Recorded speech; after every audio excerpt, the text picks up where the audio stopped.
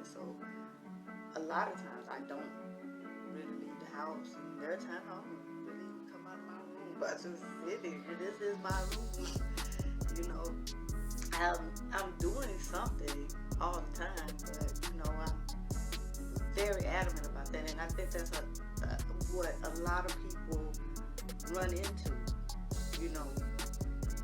They run into situations where they have not yet understood who or what they are, or their purpose, or where they're going, or how the universe works, how spiritual law works, and they get diagnosed with all kinds of things. I don't want to get all into that, but the point is, a lot of these things that you think is something wrong with a person is really just mismanaged energy. It's like they have not yet learned to control their power.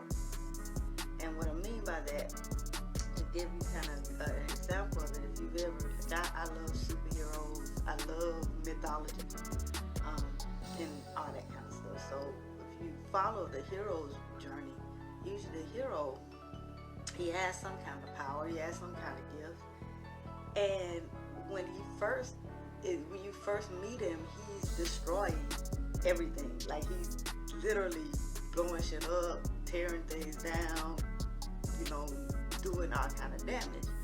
And the fact is because the power that he has not yet learned to control it. The power is power without direction, which is what your subconscious is. Your subconscious mind is essentially power without direction, right? And the subconscious has to take its cues from the conscious mind, which is like, it is thought purely, it's pure thought. And the problem with the conscious mind is that the conscious mind makes mistakes. The subconscious mind makes no mistakes, but the subconscious mind accepts everything, right? And so you have these two who have to work together, that they've been separated. That's the whole point of the story of the fruit from the tree of knowledge of good and bad. Is the separation of the consciousness from the personal mind and the impersonal subconscious, right?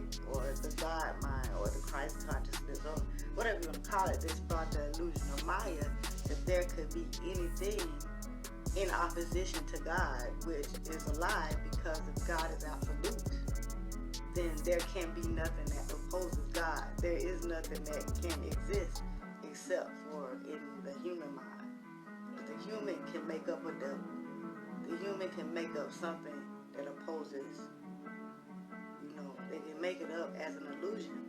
So they call it the illusion of Maya, because that's what you open a Pandora box and allow all the evils to come into the world. Getting back to the story of the hero's journey is, once the hero starts to accept the fact that he has his powers, at first his power is embarrassing. He's losing his mind trying to figure out how to operate in society, being different from everyone else, right? Until he goes on this pilgrimage or whatever. They get off by themselves, they go somewhere and be trained, whatever. They get into a place where they go and deal with the inner self. They go deal with who they are and come to terms with what their power is and how they can use it to benefit others.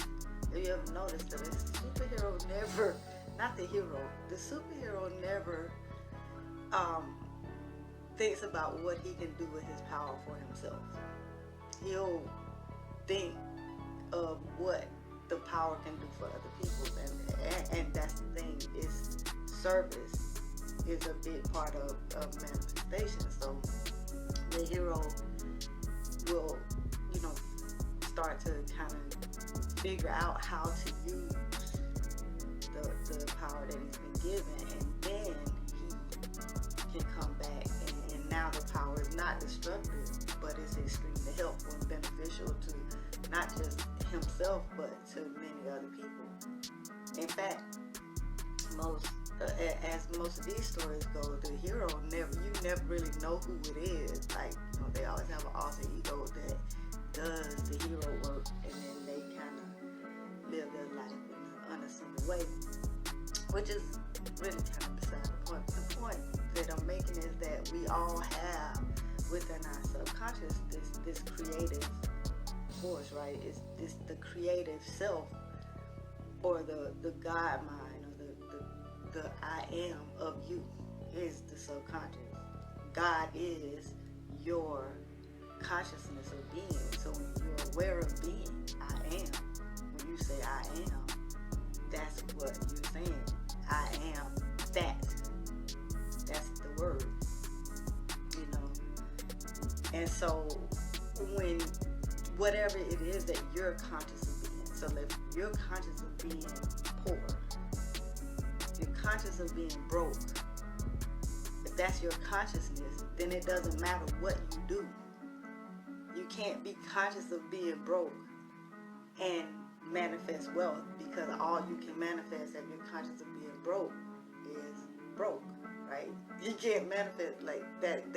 That's the funny part. So when I see all these affirmations, I'm like, okay, the problem with it is you're saying one thing and you're operating in another way. The subconscious is going to follow where your attention is. So if your attention is on being broke, the subconscious can't manifest wealth because you haven't given it the program.